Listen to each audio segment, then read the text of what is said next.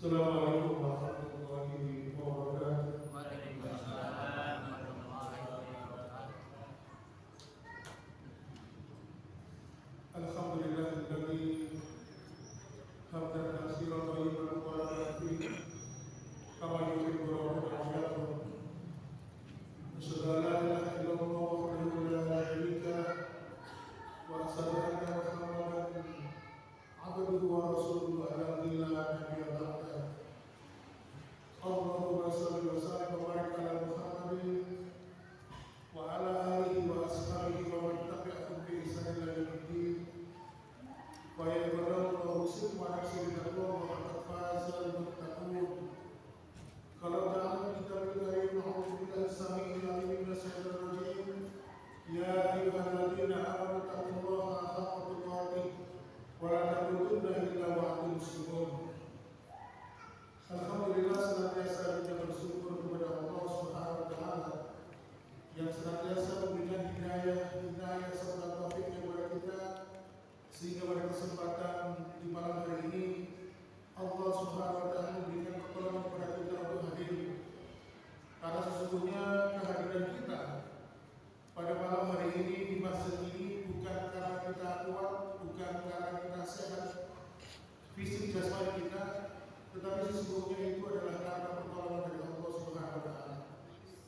Dan kehadiran kita di sini adalah bisa jadi sebagai bentuk tanda ketika Allah Subhanahu wa taala memberikan kita kebaikan.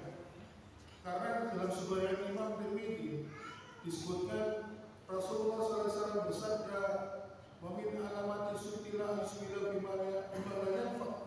Allah itu kalau tidak senang dengan hambanya, maka Allah akan menyibukkan dia dengan perkara-perkara yang tidak ada manfaatnya.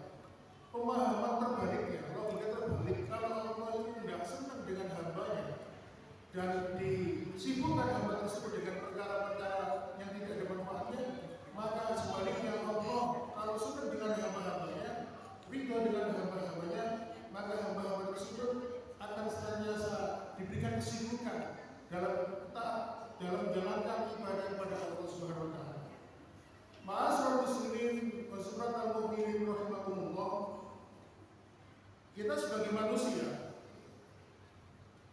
tentu menyadari bahwa kita ini mempunyai banyak sisi kelemahan, sehingga kekurangan dan kelemahan manusia itu sering kita rasakan. Contoh misalnya ketika kita merasakan sakit hanya karena greges saja, kita sudah tidak bersemangat, kita sudah tidak ada gairah untuk melakukan aktivitas yang lain. Oleh karena itu, ma'asyiral muslimin, pada dasarnya manusia itu makhluk yang lemah, makhluk yang penuh dengan kekurangan. Sehingga Allah pun menegaskan dalam sebuah hadis qudsi, di mana hadis qudsi ini diriwayatkan oleh Imam Bukhari. Allah mengatakan, "Wahai kalian manusia, sesungguhnya kalian adalah orang-orang yang lapar, maka akulah yang memberikan kalian makan. Maka mintalah kepada kata Allah, maka aku yang akan memberikan kalian makan." Kemudian Allah melanjutkan, "Wa qulukum arun," dan sesungguhnya kalian semua itu awalnya adalah telanjang. "Fastaksun atsukum," maka mintalah pakaian itu kepadaku, maka aku akan memberikannya. Dan Allah pun menambahkan, "Wa kulluhum dhalun," dan sungguh kalian dulu itu awalnya tersesat, kecuali orang-orang yang aku berikan petunjuk. Maka Allah mengatakan, maka senantiasalah mintalah petunjuk kepadaku, maka aku akan memberikanmu petunjuk. Dalam hadis qudsi ini Allah mengatakan, menegaskan bahwa kita dulu lapar, Allah memberikan kita makan. Kita dulu telanjang, Allah yang memberikan kita pakaian yang menutupi aurat kita. Kita dulu tersesat dan Allah pun memberikan petunjuk kepada kita. Oleh karena itu, ini menunjukkan bahwa Allah itu adalah Allahus Samad, Allah tempat bergantung bagi setiap hamba-hambanya. Sehingga akhirnya ma'asyiral muslimin, dalam hal ini kita pun jadi paham. Ketika Allahus Samad, Allah tempat bergantung bagi hamba-hambanya, sedangkan di satu sisi kita ini adalah hamba yang lemah, kita hamba yang penuh dengan kekurangan. Maka di tengah-tengah itu ada satu hal yang bisa menjadi jembatan antara Allah Sang Pencipta dengan hamba Sang Makhluk. Apakah jembatan itu? Yaitu Allah memberikan sebuah piranti, sebuah senjata kata Rasulullah bagi orang-orang mukmin, yaitu berupa doa. Oleh karena itu, ma'asyiral muslimin, doa ini merupakan sebuah proposal kepada Allah. Karena apa? Karena kita ini begitu lemah, begitu rapuh.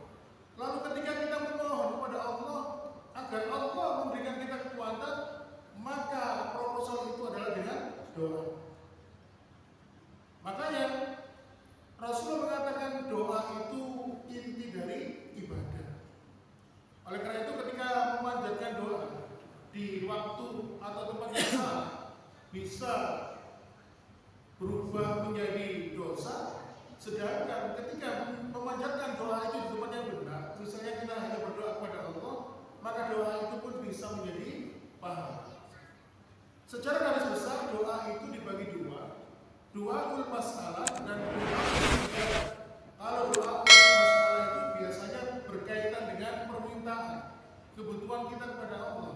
Sedangkan doaul ibadah seperti doa-doa yang mengiringi ibadah, seperti setelah berwudu, setelah keluar atau memasuki masjid, setelah atau mungkin keluar dari tempat kamar mandi, atau mungkin dari buang air dan sebagainya. Ma'asyiral muslimin, doa itu merupakan inti dari sebuah kebaikan, inti dari sebuah kemaslahatan, dan ketika kita senantiasa menempatkan doa itu, senantiasa kita memprioritaskan di doa, maka kita akan senantiasa mendapatkan keberkahan dari Allah Subhanahu wa taala. Sedangkan sebaliknya, apabila ada orang yang tidak pernah memandang pentingnya ibadah, pentingnya doa, maka sama saja dengan dia menjauhkan dirinya dari kebaikan-kebaikan yang ada dalam hidupnya. Bukankah kita sering mendapati kisah bagaimana Rasulullah SAW berdakwah seperti di daerah Taif, ya, dirundung, dibully, dilempar batu, sampai dikata-kata yang gak enak. Tetapi akhirnya apa? Hingga akhirnya ada seorang malaikat yang datang menawarkan kepada Rasulullah, maukah engkau aku jatuhkan gunung itu, aku timpakan kepada penduduk Taif itu agar mereka hancur dan binasa. Tetapi Rasulullah SAW malah berdoa, Allahumma gfirli qaumi fa innahum qaumun la ya'lamun. Ampunilah mereka ya Allah, sesungguhnya mereka itu tidak tahu. Dan di antara keturunan mereka aku berharap ada yang beriman dan bertakwa kepada Allah Subhanahu wa taala. Dan terbukti jamaah sekalian, penduduk Taif hingga saat ini 100% beragama Islam. Oleh karena itu, ma'asyiral muslimin, akhirnya para ulama pun memberikan prioritas mengajarkan kepada kita, karena doa ini adalah inti dari ibadah, karena doa ini adalah senjatanya orang beriman, maka para ulama pun memberikan skala prioritas. Ada 6 hal. Ada 6 hal yang harus kita minta kepada Allah.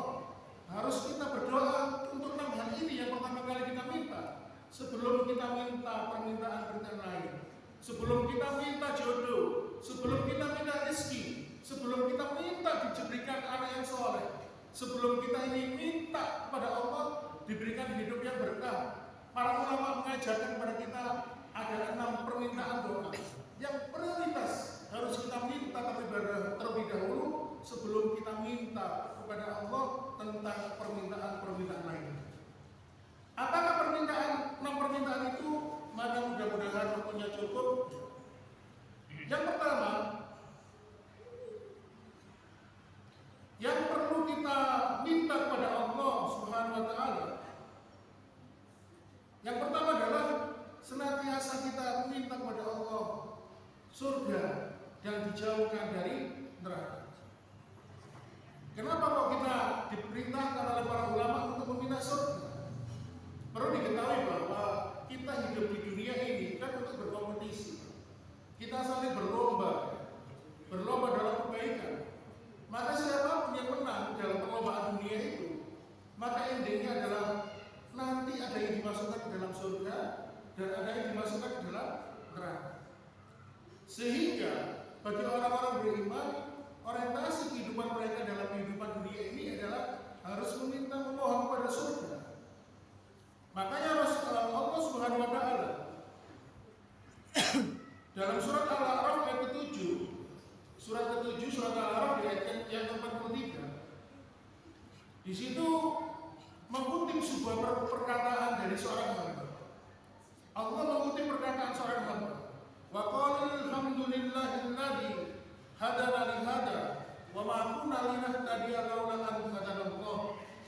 Mereka berkata, segala puji bagi Allah yang telah menunjukkan kepada kami jalan menuju surga, dan kami tidak akan mendapatkan tunjuk sekiranya Allah tidak menunjukkan kepada kami. Ma'asyiral muslimin, nanti ketika kita sudah dimasukkan surga oleh Allah, maka perlu diketahui rezeki yang paling besar di akhirat nanti adalah ketika seseorang itu dimasukkan ke dalam surga. Di samping dia itu dimudahkan hisabnya oleh Allah, di samping dia itu diberikan ampunan oleh Allah, makanya Rasulullah SAW pernah menyampaikan, sesungguhnya Allah itu menurunkan rahmatnya sebanyak 100 rahmat. Tetapi cukup untuk menaungi kehidupan dunia ini, Allah hanya menurunkan 1 rahmat. Seluruh makhluk Allah di dunia ini, seluruh bumi ini cukup dengan 1 rahmat. Sedangkan 99 rahmat nanti akan digunakan oleh Allah di dalam kehidupan akhirat. Seperti apa? Memudahkan hisab, memberikan ganjaran, melimpahkan pahala bagi hamba-hambanya, kemudian mengampuni dosa-dosa, serta memasukkannya seorang hamba kepada surga. Makanya Allah Subhanahu wa taala di dalam surat ke-65, surat At-Talaq, di ayat yang ke-11 ada penghalang ayat mengatakan, "Wa may yu'min billahi wa ya'mal shalihan yudkhilhu jannatin tajri min tahtiha al-anhar khalidina fiha abada qad asanallahu lahu rizqan."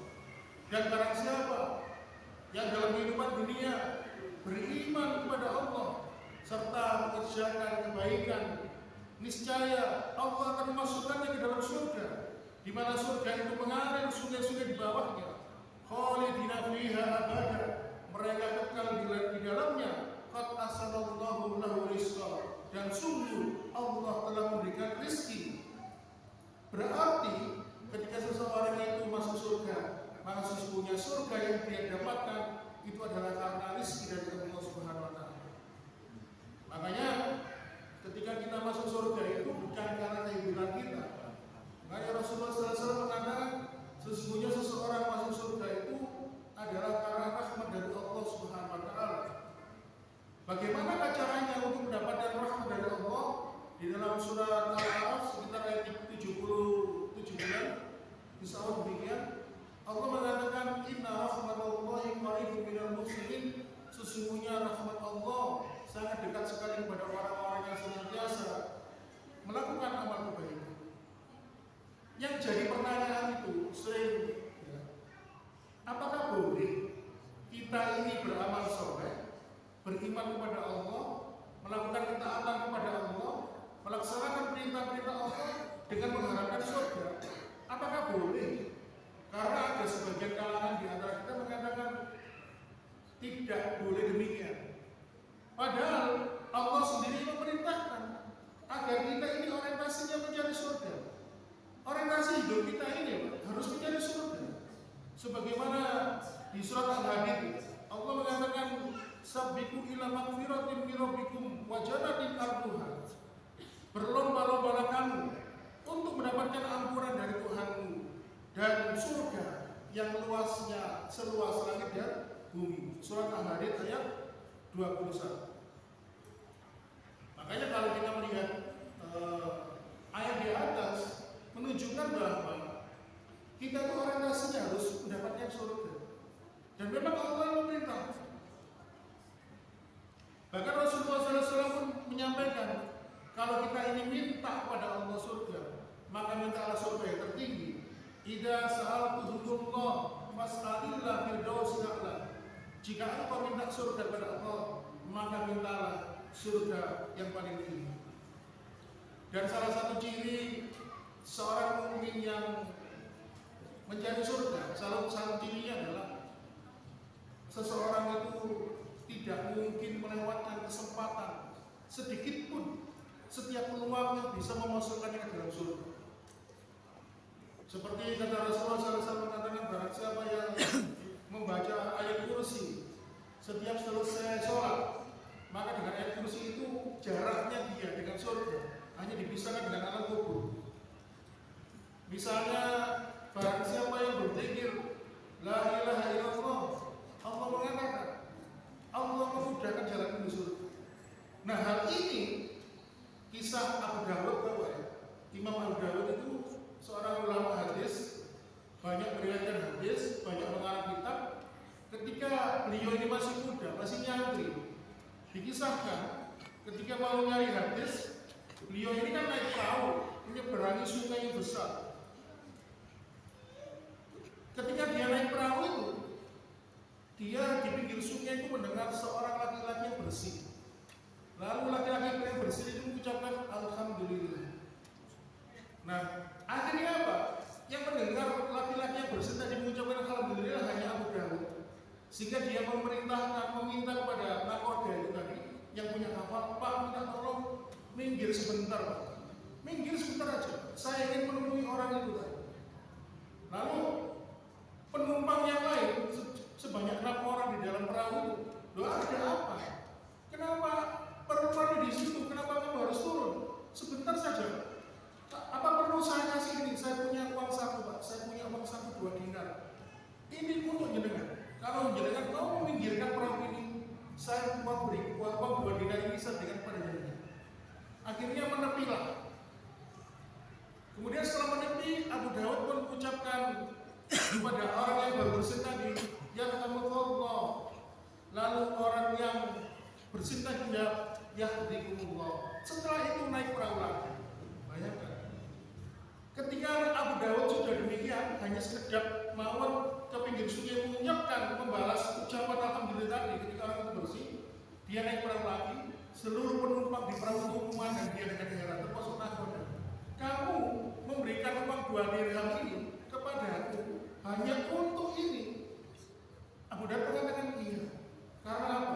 Aku berharap beliau yang bersih tadi, yang mengucapkan alhamdulillah, termasuk adalah orang-orang yang dimasukkan oleh Allah dalam golongan orang-orang yang diijabah doa. Ma'asyiral muslimin, kisah ini dikisahkan oleh Imam Ibnu Hajar Al-Asqalani dalam sebuah kitab. Dikisahkan juga oleh beliau. Seketika itu, setelah menyeberangi sungai itu, akhirnya Allah membuat tidur seluruh penumpang itu yang berjumlah 6 orang. Akhirnya setelah itu di antara mereka ada yang bangun. Dan ternyata ketika mereka tidur itu mereka mimpi yang sama. Salah satu di antara mereka itu bermimpi mendengar sebuah orang, ada orang mengatakan Abu Dawud tadi masuk surga gara-gara uang 2 dinar. Lalu dia bangun, dia mengatakan aku tadi itu sak lebarkan itu rusaknya. Lalu aku di dalam mimpi mendengar ada orang mengatakan Abu Dawud masuk surga karena uang 2 dinar. 5 orang lainnya yang juga bermimpi sama kaget, loh, mimpinya kok sama dengan saya? Semuanya kayak gitu. Aku juga mimpi demikian. Inilah ma'asyiral muslimin, Abu Dawud tidak pernah melewatkan peluang sedikit pun untuk mendapatkan surga. Maka ciri orang beriman, ketika Allah Subhanahu wa taala memberikan peluang seseorang itu mendapatkan surga, maka peluang itu tidak pernah dilewatkan begitu saja. Seluruh peluang itu, walaupun sekecil apapun, dia harus mengambilnya. Karena apa? Karena orientasi orang beriman itu adalah mengambil surga dari Allah Subhanahu wa taala. Ma'asyiral muslimin, ma'asyiral mukminin rahimakumullah. Kemudian yang kedua, dari 6 permintaan yang diajarkan oleh para ulama yang harus kita minta kepada Allah, yang pertama tadi adalah meminta pada surga kepada Allah dan dihindarkan dari neraka. Maka yang kedua adalah kita harus senantiasa memohon hidayah dan petunjuk kepada Allah Subhanahu wa taala. Kenapa? Karena Allah mengajarkan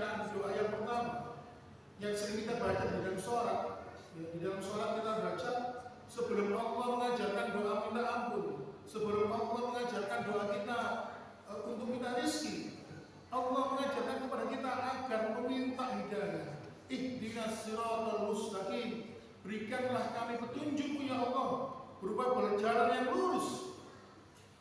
Artinya apa?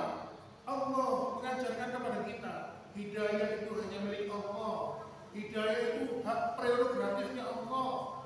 Makanya Rasulullah SAW sering kalau dalam umat menyampaikan, "Man yahdihillahu fala mudilla wa man yudlil fala hadiya." Barang siapa yang telah diberikan petunjuk oleh Allah, tidak ada seorang pun di muka bumi ini yang mampu menyesatkannya. Dan sebaliknya, barang siapa yang disesatkan oleh Allah, tidak ada seorang pun yang akan mampu diberikan petunjuk oleh Allah. Barang siapa yang disesatkan oleh Allah, tidak ada seorang pun manusia di muka bumi ini yang mampu memberikan petunjuk. Inilah pentingnya ma'asyiral muslimin hidayah. Makanya Rasulullah SAW menyampaikan dalam sebuah riwayat, "Inna quluba bani Adam baina isba'aini min ashabi'ir rahman yusarifu haitsu yasa." Artinya, sesungguhnya hati anak Adam itu dalam genggaman jari jemarinya Allah, maka Allah lah yang memutar balikan hatinya. Dan doa-doa yang redaksinya seperti itu banyak sekali. Seperti di dalam surat Al-Imran 8, "Rabbana la tuzigh qulubana ba'da idh hadaytana wa hab lana min ladunka rahmatan innaka antal wahhab." Wahai Rabb kami, janganlah Engkau condongkan hati kami setelah Engkau beri petunjuk. Dan karuniakanlah kepada kami rahmat dari sisimu, sesungguhnya Engkau antal wahhab, Engkau maha pemberi hidayah. Makanya Rasulullah SAW mengajarkan sebuah doa, "Allahumma musharrif qulub, sarif qulubana ala ta'atik."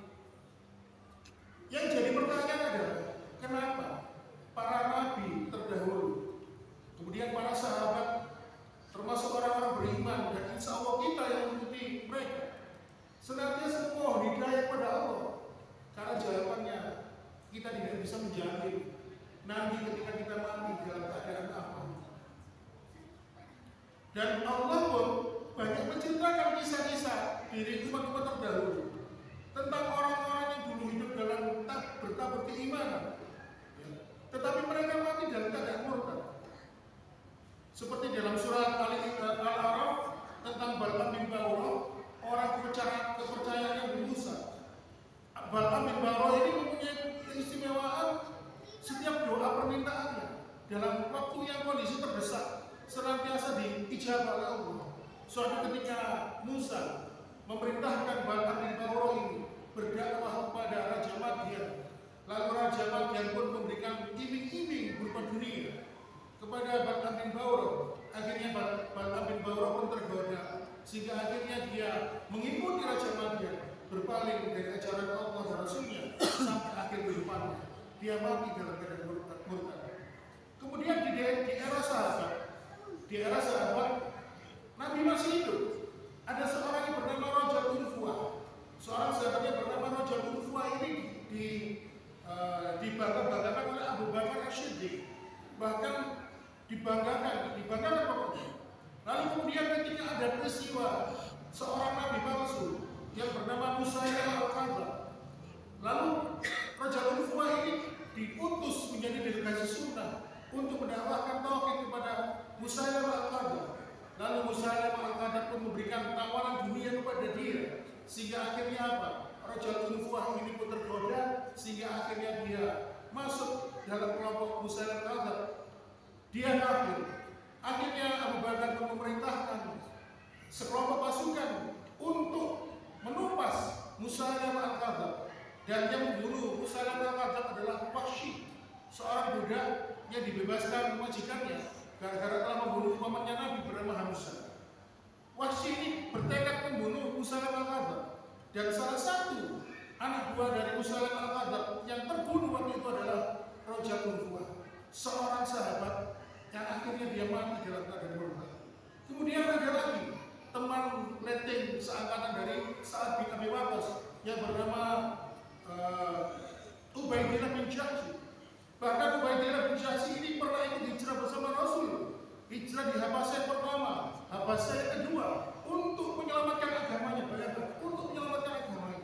Tetapi karena pergaulan dia dengan orang-orang kafir, sehingga akhirnya dia gemar minum minuman keras. Akhirnya apa? Dia dia pindah ke agama Nasrani hingga akhir hidupnya, dia mati dalam keadaan murtad. Bayangkan sekelas sahabat. Apalagi kita. Makanya kita itu kata para ulama banyak-banyaklah mohon hidayah pada Allah, istiqomah dalam iman dan takwa ini. Kemudian di era Nabiin, kalau jenengan ketik di Google kisah Abdah bin Abdurrahman ketika perang Romawi, dia itu seorang mujahid, hafal Al-Quran, ahli ibadah, tidak hanya ibadah fardu, tapi juga ibadah sunnah. Dia lakukan. Suatu ketika dia bertemu dengan wanita Romawi, lalu tertarik hatinya. Kemudian dia datang kepadanya untuk melamar. Sang wanita mengatakan, aku tidak bisa menerima, aku tidak bisa hidup denganmu karena kita berbeda. Kamu Muslim, saya Nasrani. Kalau engkau ingin menikah denganku, tinggalkanlah agamamu. Akhirnya apa ma'asyiral muslimin wa suratul mu'minin rahimakumullah.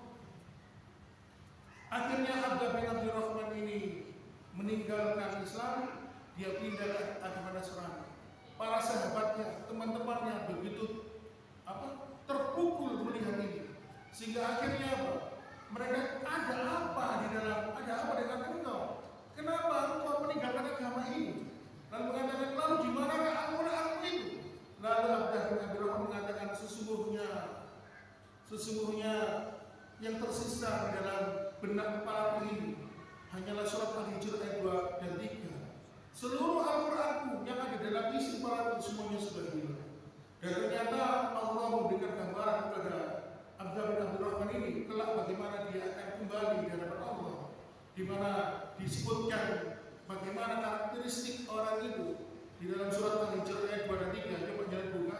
Allah mengatakan, oh seandainya orang-orang kafir itu, seandainya mereka dulunya mengatakan, oh seandainya kami ini adalah seorang Muslim, lalu apa? Allah menyiksa mereka karena kekafirannya. Oleh karena itu, ma'asyiral muslimin, inilah bagaimana para ulama mengajarkan kita memohon hidayah, karena hidayah hanya milik Allah Subhanahu wa taala. Oleh karena itu, ma'asyiral muslimin, doa memohon hidayah ini penting. Karena apa? Karena Allah Subhanahu wa taala memberikan wasiat yang sering disampaikan ketika khutbah Jumat terutama. Ya ayyuhalladzina amanu taqullaha haqqa tuqatih wa la tamutunna illa wa antum muslimun. Hei orang-orang beriman, bertakwalah kamu, kalian pada Allah haqqa tuqatih, dengan sebenar-benar takwa, wa la tamutunna illa wa antum muslimun, dan janganlah kalian mati kecuali dalam keadaan berislam.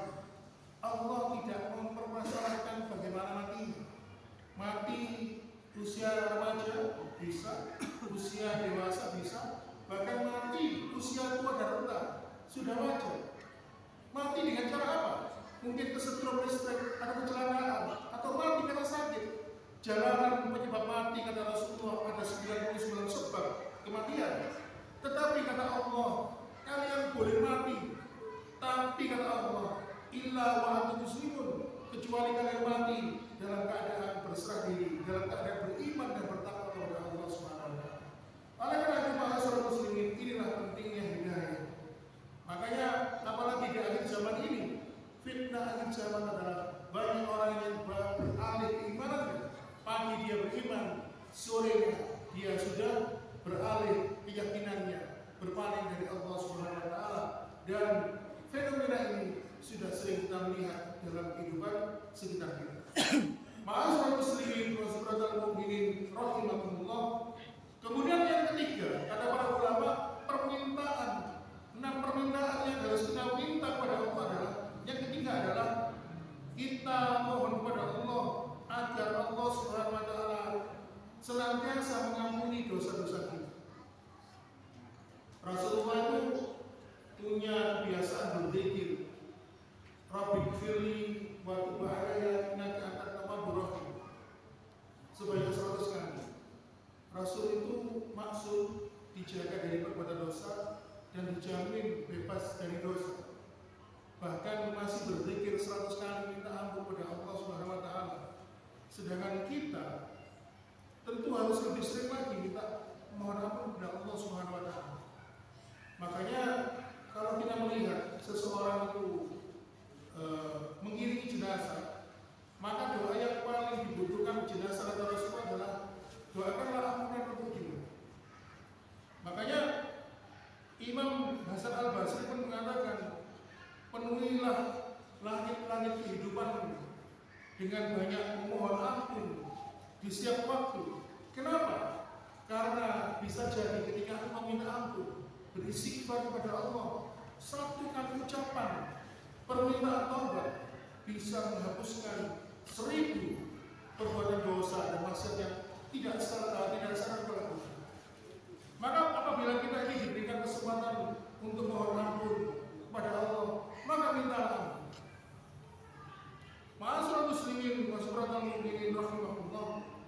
Rasulullah SAW memberikan sebuah gambaran, dan ini sudah sering disampaikan, bahwa di padang mahsyar nanti manusia itu akan dibangkitkan kembali dalam keadaan telanjang dan tidak berpakaian.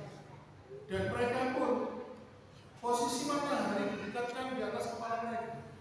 Karena saking dekatnya dengan matahari, akhirnya panas keringat mereka akhirnya bercucuran. Sehingga akhirnya keringat itu ada yang sampai membasahi pergerakan kakinya. Ada yang keringat itu sampai mencapai lututnya. Ada keringat yang mencapai pinggangnya. Ada yang membanjiri keringatnya itu sampai pusarnya. Kemudian ada yang dia tenggelam dengan keringatnya sampai dadanya. Bahkan ada juga kata Rasulullah yang dia tenggelam karena keringatnya bercucuran hingga hampir menenggelamkan dia. Sehingga akhirnya apa? Dia mengangkat diri. Lalu ma'asyiral muslimin, apa bedanya? Orang yang berkeringat, keringatnya sampai menyampai pergelangan kakinya, kok ada yang sampai lututnya, kok ada yang sampai pinggangnya. Itulah gambaran mereka yang dalam kehidupan dunia mereka senantiasa minta ampun kepada Allah Subhanahu wa taala. Karena setiap manusia di dunia ini berdosa kepada Allah. Maka apabila seseorang itu di dalam kehidupan dunia ini dia rajin minta ampun kepada Allah Subhanahu wa taala, menjaga dirinya dari perbuatan dosa, maka kelak keringatnya hanya menenggelamkan dia sampai pergelangan kakinya atau mungkin sampai lututnya. Tapi kalau ada orang yang keringatnya itu membanjiri dirinya sampai dadanya, bahkan sudah di batas leher hingga menenggelamkan dia, bisa jadi dia dalam kehidupan dunia dia tidak pernah minta ampun kepada Allah Subhanahu wa taala. Inilah ma'asyiral muslimin wa suratul mu'minin rahimakumullah.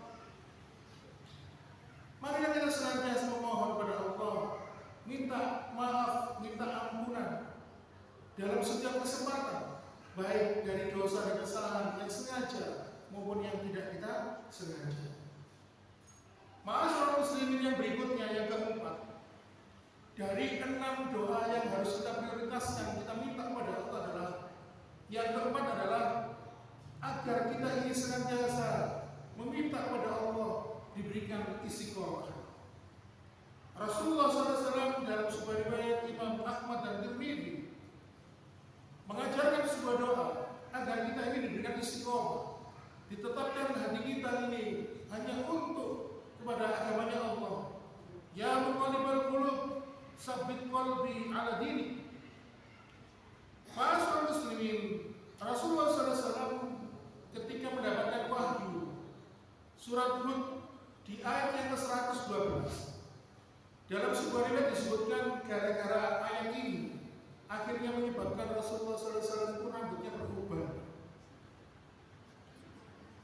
Di surat Hud ayat 112 ini Allah berfirman, "Fastaqim kama umirta wa man taba ma'aka wa la taghdha innahu bima ta'maluna basyir." Maka tetaplah wahai Muhammad di jalan yang benar sebagaimana telah diperintahkan kepadamu dan juga kepada orang-orang bertaubat bersamamu, dan janganlah kamu melampaui batas, sungguh Dia Maha melihat terhadap apa yang kamu kerjakan. Ma'asyiral muslimin, istiqomah itu sesuatu yang memberatkan. Karena saking beratnya ini sampai Rasulullah SAW pun memutih rambut. Ma'asyiral muslimin, ketika para ulama membagi tentang sabar, sabar itu ada 3 tingkatan. Tingkatan yang ketiga, tingkatan yang paling rendah, yang paling Ini apa? Yang paling rendah itu adalah bersabar ketika mendapatkan ujian dan musibah. Padahal sering kita ingin menganggap kalau mendapatkan ujian dan musibah kita bersabar, maka itu adalah tingkatan yang paling tinggi. Padahal menurut para ulama itu tingkatan yang paling rendah. Tingkatan yang paling rendah. Sedangkan sabar yang paling tinggi tingkatannya, kata para ulama, adalah ketika dia bersabar menjalankan ketaatan kepada Allah Subhanahu wa taala. Dia berusaha menjaga dirinya agar istiqomah dalam setiap kondisi apapun, dia berusaha. Kemudian tingkatan yang kedua, yang derajatnya lebih rendah, adalah bersabar kepada Allah dalam menjauhi perbuatan dosa dan maksiat. Makanya perkara istiqomah ini perkara yang penting. Mungkin sering kita alami hanya karena masalah dunia. Hanya karena masalah dunia yang sepele kita kadang-kadang bisa tergelincir, bisa apa ya? Biasanya kita ini rajin ke masjid, gara-gara kesibukan akhirnya kita melalaikan dari beribadah kepada Allah Subhanahu wa taala. Oleh karena itu, ma'asyiral muslimin, istiqamah itu berat sehingga Rasulullah SAW pun sampai memutih rambutnya. Kemudian yang kelima, permintaan yang harus kita minta kepada Allah yang kelima, kata para ulama, adalah kita harus minta kepada Allah agar kita ini diberikan husnul khatimah. Kenapa? Karena husnul khatimah itu rezeki dari Allah Subhanahu wa taala. Tidak ada orang yang diwafatkan di dalam keadaan husnul khatimah kecuali Allah Taala ridha kepadanya. Dan Allah dan Rasulnya sudah banyak memberikan pertanda, tanda-tanda orang itu husnul khatimah. Salah satunya apabila dia meninggal, keningnya berkeringat, walaupun sudah dibersihkan, bisa pakai kain atau tisu, kering, muncul lagi keringat. Ada yang juga meninggal di malam Jumat atau di hari Jumat. Ma'asyiral muslimin, kebetulan saya ini 14 tahun menjadi tenaga kesehatan. Sering menjumpai pasien-pasien yang komplikasi. Rasulullah SAW, saya ingat sebuah hadis Nabi mengatakan, apabila ada seseorang itu meninggal karena sakit ma betul. Jadi ma betul itu penyakit yang ada di dalam rongga perut. Perut itu isinya apa aja? Ada usus, ada liver, ada ginjal, ada pankreas, ada limpa, dan sebagainya.